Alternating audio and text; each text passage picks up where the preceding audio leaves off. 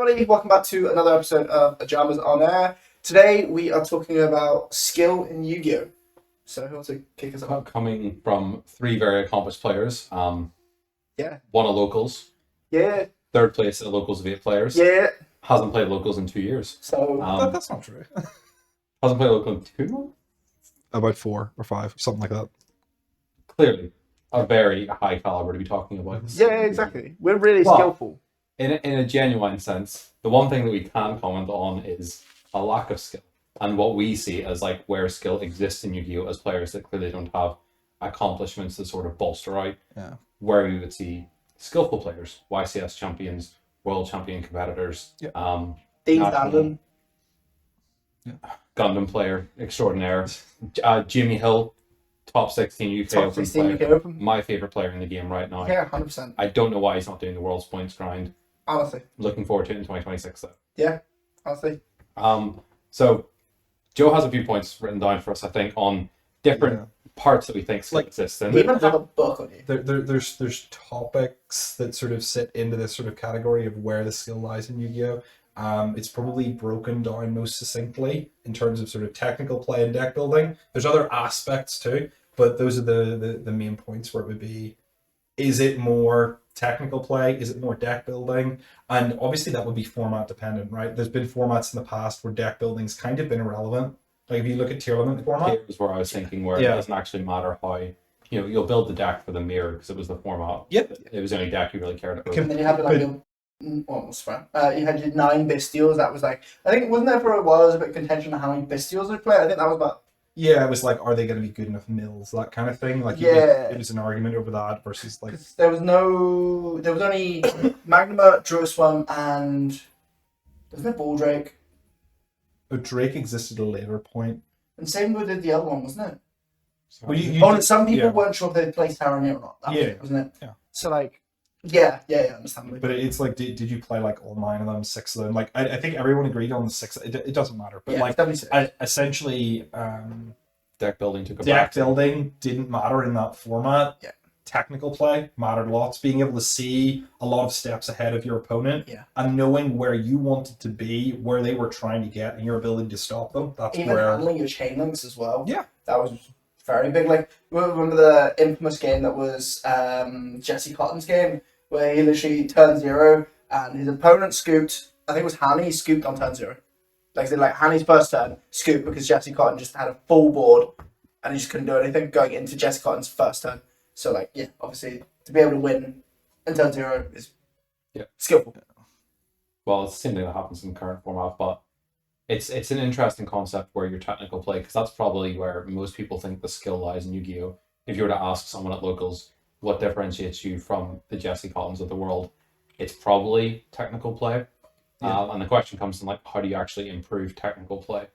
And how much skill falls within technical play? Yeah. Because is it just... There's like, I guess stage 1 maybe of technical play is I know my combo and I know what every card in my deck does. Because you might get these weird situations where people will play combo decks but not actually be aware of like every effect that's on a card in a deck.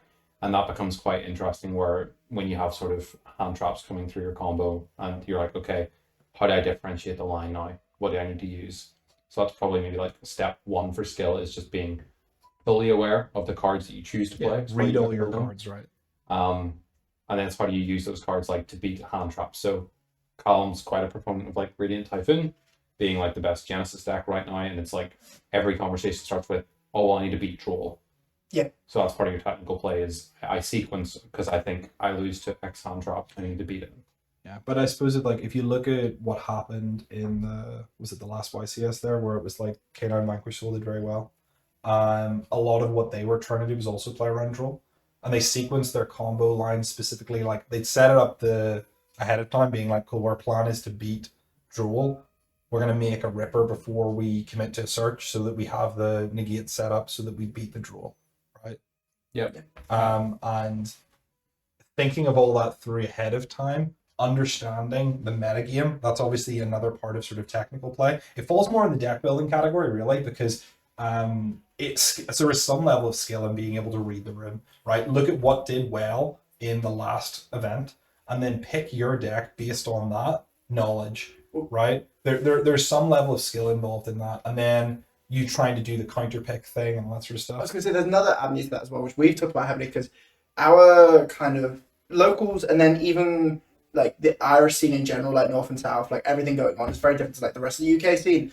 Like we always say, well, our scene's just obviously better than the UK scene. Like, chicken. But like say for example, a lot of the locals, like what would you call them, the one trick handies, they would all turn up for nationals and stuff like that. So a lot of the time when we would go down, it wouldn't be the meta would not be like very well represented in the room. I remember during cash format, I played one cash zero player in the whole of the nationals, and like everywhere they were just like it was just cash everywhere. But then I think I played like a math mech, a pearly, just some random stuff. I didn't even play any super heavy samurai. It was insane. But like you have to kind of cater it towards like some people can think so far ahead that they can cater towards like the kind of local and national environment, and even like for a local regional like.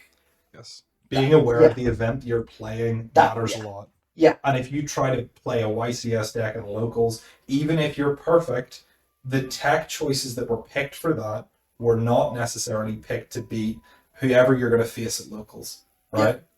And if you build your deck copying the YCS list, all of the tech choices that are either for the mirror or a bad matchup aren't necessarily going to go well whenever you play your round one opponent at locals because they're playing something that isn't even meta or tier 2, right? Beat Trooper. Yeah, something that just falls out of that category entirely, right?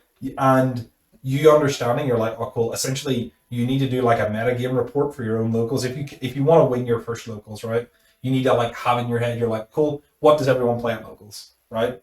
Because most people don't change their deck every week, right? So you could just write down a list of everyone that showed up at locals, know what everyone played. And you're like, oh, cool, there's 3 Draco Teal players. Well, it's like there's always that one person that plays Branded for like 3 years. There's always one of them. Do you know what I mean, Joe? Yeah. Or hero players or something else, right? But you knowing they exist and being like, do you want to know something? If I was going to play like a big YCS, I would not necessarily. Nib's not good in this format, right? However, there's a hero player, there's some other deck that loses to Nib. So I just have it in my sideboard at locals because I know that I might play those players. And there's nothing better that I could put in. So having out to them makes sense. There was a good example I had where, what you had, I remember you said that you would go to the locals a lot, and I think you said it was like 9 out of 10 times. You would beat, like in that state, you would beat like a lot of the people there, and you would find that you were in a, this was before you even were on the scene, mate. Don't give me that, don't give me that look, right? But like, it would be like you versus another player who played Flu all the time. Yeah. Like when that was like, right, like you were still like, well, this actually like happened to me in real time where we went to a regional, so compared to our 4-round locals, this was like a 8-round event. Yeah. I checked the room, obviously, because our local seems quite communal. We know most players that go there, you know what deck they're playing because people don't change very often. Yeah. And I remember seeing, I was like, oh my, this was during Snake Eyes format and Branded was super popular. So I was like, okay, I'm going to main board the Bastiles over Droll because I'm playing against Branded. And I want to have outs because I will just get like mirror jaded for my life savings at some point. Sure. The Snake Eyes experience. And I remember I paired like round 2 into Flu with Pachycephалus in like main board. And I just sat there looking at like, I drew like 2 Bastiles. I drew like 2 Bastiles in the first game and I was like, oh, I've probably just lost because I'm not playing the Droll right now. Yeah. But was like, so like in the example, it was like, well, you were getting put up against Flu, and you would be like, you'd play yourself in the finals most weeks against, I'm like, making it sound like you're really big-headed here, and I do apologise, not saying anything, but you just found that there were several weeks in a row where you were in the finals against the same person you were still. I think was I main board at Tikaboo there at that well, point? yeah, and you something ridiculous like that, right? And you knew you could cater towards that specifically. Yeah. You were like, I put in Tikaboo. You even had Drolls like where it might not have been necessarily that good, but you were like, it's you can do a thing where you're just like, now you're washed. And you suck. But this only matters if you're like your local scene is small and like you know what everyone's on, but like you can hypothetically do a thing where you're like still within a bubble though. Yeah, you've got like maybe 12 players at your locals or 15, right? And then if you usually do quite well at your locals, you can do a thing where you're like, oh cool, I'm just gonna put this in. It's fine into most matchups, but I want to beat this one person if I want to win locals. You kind of do have to high roll it sometimes. It can be like that in a region. The skill is sort of catering your deck list to what the known quantity is. Yeah, however big the room is. If you think the whole room is on paper, you need to bring scissors. Yep. I was going to say, what deck is paper? But yeah, no. But if you think the majority of the room's on paper, you bringing scissors is, well, skillful, a good choice, right? Understanding that not the whole room is on that necessarily, and if you face, the rock deck round one or whatever, not getting super disheartened by that, being like, oh cool, well I thought the room was on this, and it turned out not to be that. That's probably where like the next layer of that skill comes Yeah. in. For your locals, obviously, a lot of locals will sit around like the 16 to 20-ish player mark. If you're lucky, unlike us. But if you have that amount of players, you obviously can kind of like write down and know like, oh, I know this person's playing this deck. Yeah. The issue is when you take that to a bigger event, your nationals, the YCS. You don't know. That's where it gets harder. It's hard to make a read, and you have to go, oh, I'll predict this based off the meta. And then, as what you'd said, it's do I meta read like a really good example is what happened with the last YCS. So a DTO1 with Draco Tail. It had been performing sort of well across regionals. Yeah. We even saw the next weekend, 3 regionals across Europe had Draco Tail sort of dominating in the top spots. YCS Bologna then, the old one of the two. Yeah. I think Bologna rolls around, and then a bunch of the pro players decide to take VSK9 because it's got a good Draco Tail matchup, and they can do the tiers into Zeus line to beat Mitsurugi boards. Yeah. So that's sort of like that metagaming, that next level of skill is expectation and then executing on that expectation. Yeah. Understanding you're not playing chess, right? Like it's not all about technical skill, and sometimes trying to get the edge over your opponents in terms of deck building is important. And being flexible and not like doing the one trick thing is actually nice. I think it's good for a while, especially when you're new or returning. Picking a deck and just sticking with it for like a longish period of time. Yeah, like Branded. Yeah, was quite good, right? Because it allows you to like build up certain skills, and you can learn, especially if a deck is interesting. Sky Striker is actually quite good for this as well, right? You learn technical play with decks like Branded, like Sky Striker. There's wee tricks, right? Things that you learn about how those cards work, end phase triggers, different conjunctions, how to sequence things perfectly. If you have a really, really good Sky Striker player, like their knowledge of how different cards and things interact is actually quite good. So stuff like that can even be your gateway to Yeah, it allows you to gain other, let's say, tools in your toolkit, right? I think some of those tools, like I touched on it there, but I thought it's like also a nice little like conjunction to it. Not to use Konami's keywords. But obviously things like the TRS was really interesting because is another layer of skill as part of deck building is a card knowledge. Yeah. Everyone has like I'm quite fond of it whenever like new cards get announced. I do like a neuron lookup of different cards that meet criteria. So for example, the Fairy Tale cards were just announced as of us recording this. So you look up like what are the 1850 spellcasters, and you see a bunch of the Endymion cards, some of the new stuff. Yeah. You realize, okay, there's some synergy there. So a part of skill might be what wealth of card knowledge do you have? Do you know, like, when Killer Jin was announced, did you realize, oh, Red Nova that was printed in 2010s? Yeah, Something, it'll be around the 2010s, time of Signer Sync Rose, Signer Dragons. Oh, this card's a Fire Fiend tuner that can be summoned out for free off of Rico, I think. And then that'll get me advantage. Like that's a card I need to have in my collection right now. And you're sort of ahead of that wave. Is it a part of skill to sort of have that knowledge and know things are going to synergize? Yeah, I think there's something in that, like understanding synergies. I think is a good one. Like if you've been around longer, you'll know more cards, right? So you have a bigger sort of wealth of synergies that you have available, and you're like, oh, this could work with this. There's a bunch of level 3 stuff. Does this still work? Is this still good enough? For specifically like the Radiant Typhoon stuff, understanding like, oh, there's a bunch of level 3 stuff. The like Noble Knights card. Yeah, like pulling out like Tanky. Tour Guide whenever Unchained was big, right? Understanding, oh, Tour Guide, Fiendish Rhino Warrior, and then like you could do like Sign stuff as well, and like search for Drool, like different wee plays and stuff like that. Side deck tech options, being aware of like, oh, right, okay, well, what's like the next best X card after this card maybe gets hit in the ban list? What would our replacements be?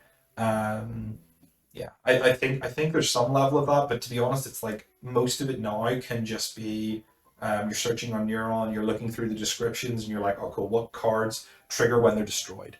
and you can look through 50 different cards and then see. See, I think my big one for deck building is my last nationals. I remember going and I found that my hands would only have one, maybe two pushes, and that every time my opponent needed literally one or two hand traps that would shut me down.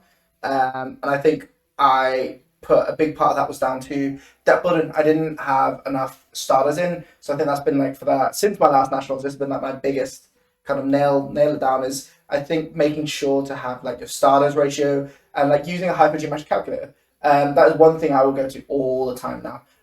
I think it's like 15 starters was like 85 to 87% likelihood that you will see between 1 and 2 or something like that. I can't remember the exact math, but using a hypergeometric calculator, make sure that you have, I call it like a hard starter, which would be one card that is like your normal summon. That's the one that's going to get you there. I think it would tend to be people. Your Snake Eye Ash, your Dormouse, yes. like the. You normally, I think 5 was the golden ratio because then that was like, was it like the highest chance of You didn't getting want to draw one. any normal summons. Yeah, I think that was the best math of getting 1 and just the 1 was like 5 cards. So like having your like, and then you also kind of have like some that are kind of like extenders, but also can be like 1 card starters in themselves. So like there was some stuff like that, which I'm pretty sure. I don't know what's the snake. A Poplar could kind of do that, couldn't it? In itself, it's like an extender, and then it could be 1 card combo. Yeah, it needs another thing though to make it better. Right? Yes, but Like, it's you look still at like Snake Eyes Ash, and then you look at Bonfire. They're both one like card starters, but Jesse Bonfire Kelly. was also the extender. yes. So For Bob Malice, has it's Terraforming is also a starter. Yeah, next so, like, starter. having these cards like being able to build your deck to know that okay, so I have X amount of like normal summons, and then I have all of these kind of ones that allow me to push further. And say like being able to push through, especially in a format where it's like 20 hand traps in everybody's main decks, making sure that you have optimal amounts of pushes, and then ultimately on that, when everybody else has got a million hand traps, you need to make sure that you have adequate amount as well. So making sure that you have your ratios of hand traps correct as well, and knowing the math behind how many you are more likely to draw. So I find that big part that I now look at is I will always bring out a hypergeometric calculator every time. Yeah, I gotta bring up a point that's maybe a bit interesting. Understanding when to scoop and when not to. Ooh. I think in terms of time, there's nothing more important than knowing when a game is lost. But I do often think what happens is lots of times people will have a game that is winnable, but they believe it's lost, right? They don't actually understand, oh, if I did this instead of this, then it was winnable, but I never saw it. So it's really hard to sort of say to someone, oh, if you, like, especially if it's in paper, right? If you're doing paper play, recreating the game state perfectly is really, really hard. But if you're sort of doing online testing with friends, that could be more doable because you can sort of recreate the game state. You can watch the replay back. Yeah, of course. And you can, through using that simulator, you can watch the replay back, understand where the mistakes happened, and then say, oh, cool, we'll recreate this game state, even if you have to do it in paper after or whatever. But yeah, see what was correct, right? Like, and that sort of, it also, that bleeds into play testing and testing with friends, understanding that it's like, sometimes when you're testing with friends, you don't jam official, proper sanctioned games. Like doing takebacks with your friends, doing more sort of test games, running it back and saying, oh, wait, sorry, I think I added the wrong thing here. I think it should have been this. And doing like, yeah, of course, do that. Because what you want to do is you want to say, cool, what's the best thing you could have done? And then what's the best thing I could do into that field? Yeah, right? because you should really be testing against ideals of where, Yeah. if your goal is to, let's say, top your nationals, you should imagine that the people that are already doing that are probably playing at the high, like a very high level. Mhm. They are going to make an optimal play. They're not going to, make a malice line that loses to nib. Yeah. They will play around things. So you're not going to win any of those games by getting lucky that your opponent misplayed. No, it will happen in real life that happens, and you shouldn't only do one form of testing. You actually have to do both at the same time. Yeah. Right? Like there has to be a certain amount of testing that's we're finding stuff out. We're testing our lines. We're double checking. Is this the correct scenario? Is it the best setup to make into this particular deck? Is there ways that I can sequence things to make it better? And then also playing out like proper actual games that you don't do takebacks on, where you get yourself into, oh, I made a mistake here. I'm in an undesirable position. Is this still winnable? Right? Sometimes it is. Yeah. And I think a lot of times what happens is people will do the playtest thing with their friends, and they'll do all the take backs and stuff. They'll do the perfect line, and then they'll go and play in a tournament, and then they'll make one mistake. Right, the game's still winnable. Right, But it's a snowball effect. but it's a snowball. You're like, oh, I've made a mistake. I made no misplay. Oh, I'm so bad. Now they're gonna win because they're gonna play perfectly. Like understanding that, oh, I've made one mistake. The game's not completely lost. They don't have lethal on board, and I still have a couple of interrupts. Right, we can play this out a wee bit more. I'll take my time and make sure I'm doing okay, and then we'll wind it back and then say, all right, okay, no, maybe I need to scoop here, or oh no, this is still winnable. We can keep playing. There's like a few things there. So obviously, we're addressing what is like the skill in Yu-Gi-Oh, and a lot of this will correlate to is this skill or effort. And I guess the effort builds the skill naturally. So it's the skill of knowing when to scoop. So you'll see a lot. DB grinder replays is a good example. You'll see a lot of like, or if you just watch DB games from like quite good players. Julian's quite good at this on DB, where he will pretty much just wait for his opponent to show him that he's going to do the right thing. So he will, and obviously on those simulators, time isn't an issue. But I think it's a good correlation to real life, where pretty much you're waiting to see, is your opponent going to make the optimal play that you know you lose to?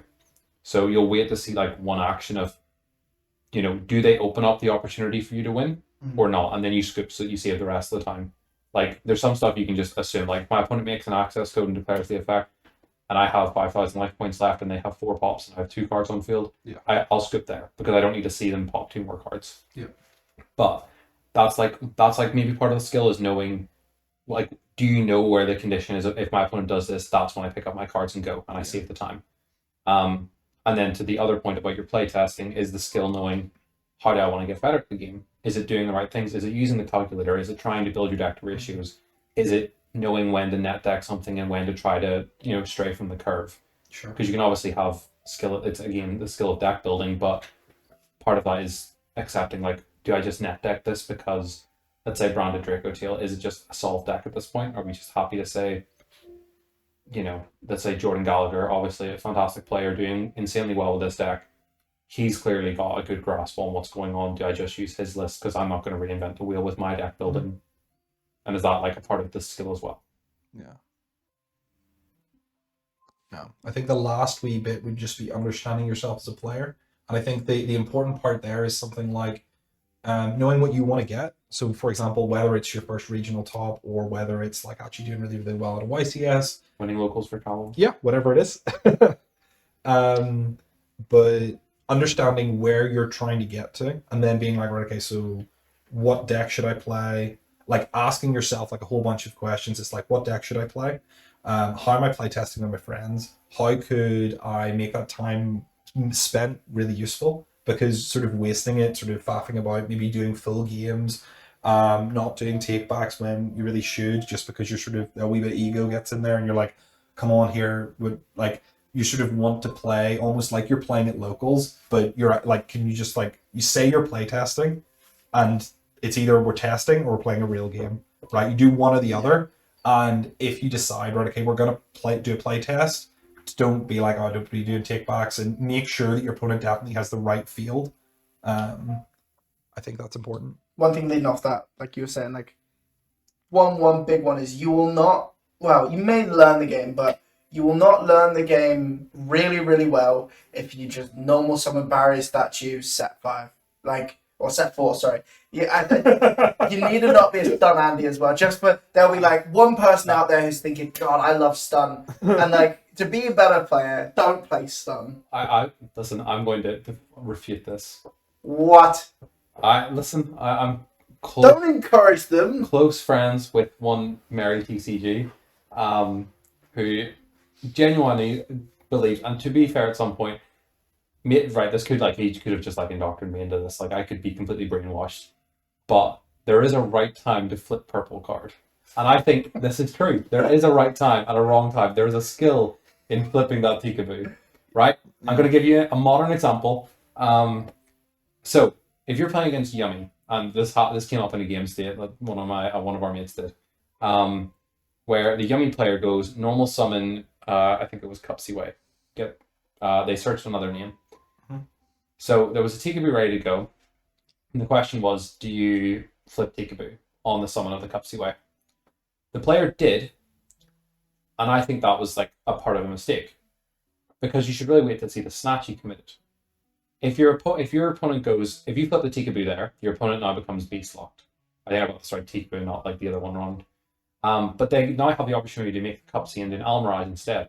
Special the other name from hand, and then make an SP to banish Tikaboo. Yeah. Now, they have to get rid of the SP to try to go like surprise, to get snatchy and get combo that way, yada, yada, yada. But there is now like a chance for them to win. Yeah, if you just had Tikaboo. If you just had Tikaboo. And even then, like, they just beat your Floodgate with just like the SP, and they obviously like have some form of like, they might have some form of follow-up or another way to play. Sure. Now, there's situations where you won't want to make the SP to beat that, and you do kind of want to flip it early, but as an example, like flipping purple card just immediately isn't the right thing, because it reveals information. It's more by stopping your opponent from playing the game by floodgates, you're not learning. As in, you're not learning what their deck is doing. Yeah, I suppose Barrier Statue is not a purple card. Barrier Statue is also... Yeah, get it right, man. Come You on. can open this up to like a lot of other things, take because one of our friends did this for an event where he said, I want to play Luna Light because I don't want to learn what the other decks do. I want to make 2 Tars and a Baguska, and then I want to tell my opponent, you're either out these or I win. And lo and behold, he did not realize that like Dragon Eye Ignister exists, and he got the shit cooked out of him by a Rising player. But At the man. no, my favorite Gundam player would never. But that's obviously like a situation where, like, maybe it's something you accept of like, if I have a low amount of time to test for this event, I do want to play those kind of things. But there arguably can be some skill in terms of how you sequence even like flipping purple card. Yeah. Like take Draco Tail making Winda. It's not just correct to go first action, I'm going to make a Winda. That's true.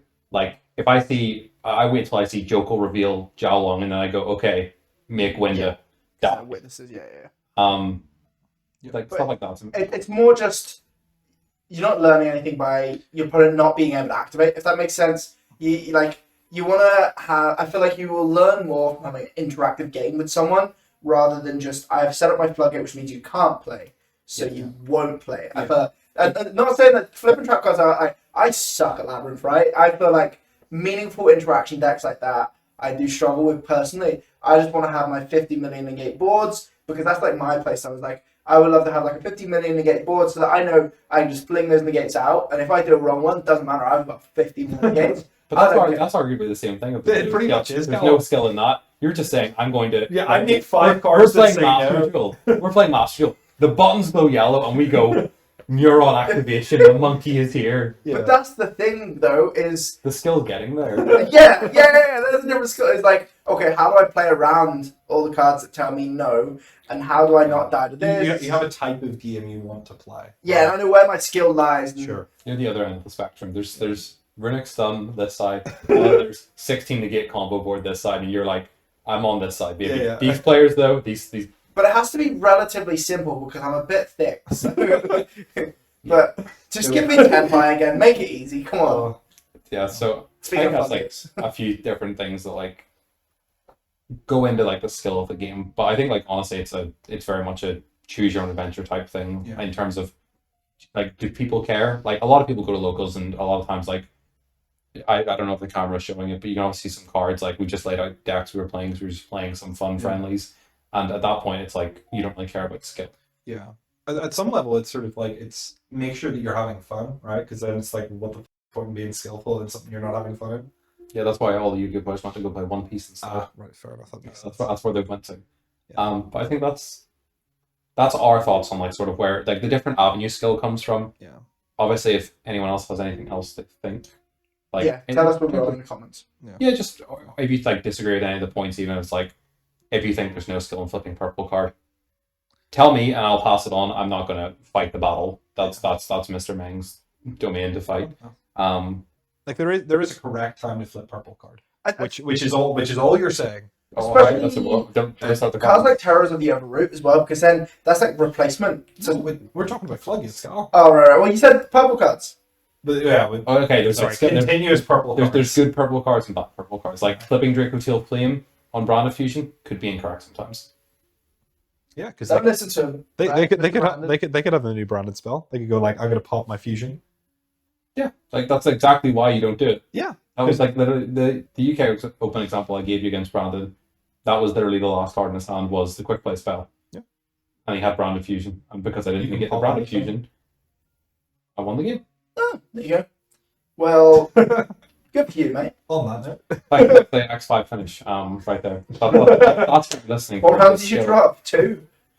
X5 Yeah, round 2? X5 round 2. I think I lost round 1 and just it all started going down from there. It never started. The vendor didn't have a card that needed either. It was never meant to be. Yeah, no, respectful.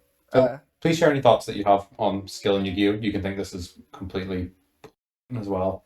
Like you might have thoughts that the way that you get better at the game, the way that you should play the game in terms of what expresses skill for you as a player could be very different. It could be that you think one tricking is a good, like you agree with Joe, it's one tricking is a good thing for you. Well, I Or think you you agree can with Callum where deck diversity is what you need so that you learn how a multitude of decks play and you learn what different interrupts do. I think Comments, that's good. drive the algorithm. Yeah, tell us Have a we good- suck because we benefit from it. So, Don't tell them You that. can't reveal that. Yeah, you can't reveal that. but yeah, thank you very much for listening. Then it's hidden information. Yeah. That's the skill in Yu-Gi-Oh! Thank you for listening. Remember, always normal some embarrassed at you. Don't. That where you used to do. Excellent.